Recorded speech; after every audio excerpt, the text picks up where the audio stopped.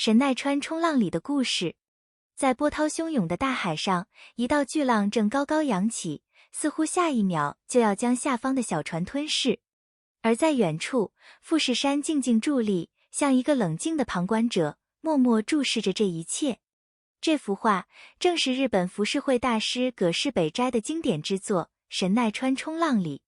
初次看到这幅画时，你的目光一定会被那翻腾的巨浪吸引。它仿佛有生命一般，浪花化作锋利的爪子，朝着3艘小船扑去。船上的渔民低头弓腰，奋力与大海搏斗，似乎想与命运抗争。然后你会注意到，远处那个小小的三角形富士山，它静谧稳重，与巨浪形成了鲜明对比。有趣的是，这幅画虽名为神奈川冲浪里，但富士山才是真正的主角。它是北斋的富岳36景系列中的一部分，这个系列以不同角度和场景描绘富士山。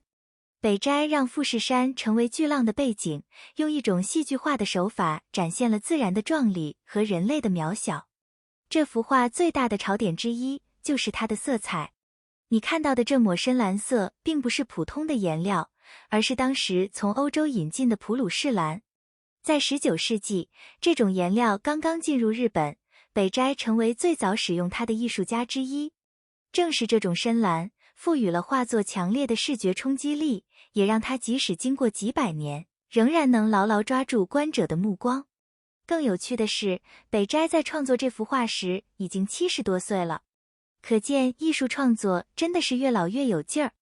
神奈川冲浪里之所以经典，不仅因为它画的美，还因为它说得深。有人说，巨浪象征着自然的无情与力量，而富士山代表着永恒与安宁。有人则觉得，它是在诉说人生的动与静。不管你怎么看，这幅画都让人感到一种强烈的张力，就像在告诉你，即使浪再大，生活总会有那一份沉稳。而对于北斋本人来说，这可能只是一个画浪的练习题。毕竟，这位一生热爱自然的画家曾说过，我到110岁才可能真正懂得画画。想想看，这种对艺术的谦逊态度，是不是也让他更加令人钦佩？你可能会好奇，这幅画为什么会成为全球最知名的艺术作品之一？其实，浮世绘在当时日本被视为民间艺术，地位并不高。日本传统艺术更注重书法、山水画等更高尚的艺术形式，许多浮世绘作品被当作过时的物品出口到欧洲，甚至用于包装商品或其他次要用途。它的流行离不开19世纪的日本热。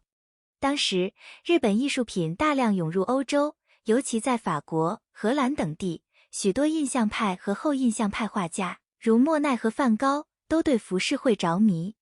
这些欧洲艺术家从浮世绘中汲取灵感，尤其是其大胆的构图、鲜艳的色彩和独特的视角。神奈川冲浪里尤其受到推崇，甚至成为西方艺术家们争相模仿的对象。在海外的成功，反过来影响了日本国内的艺术评价。随着日本学者和艺术界开始重新审视浮世绘的重要性，神奈川冲浪里才逐渐在日本国内获得认可。如今，这幅画已成为日本文化的象征。不管是明信片、海报还是日常用品上，你都能看到它的身影。更有趣的是，有些人甚至把它纹在身上，让这道巨浪变成自己的一部分。神奈川冲浪里是浪，也是山，是渔民的挣扎，也是自然的壮丽。它的魅力在于，不管你从哪一个角度看，都能发现不同的故事。而最重要的是，它总能在不经意间，让你对人生有了新的思考。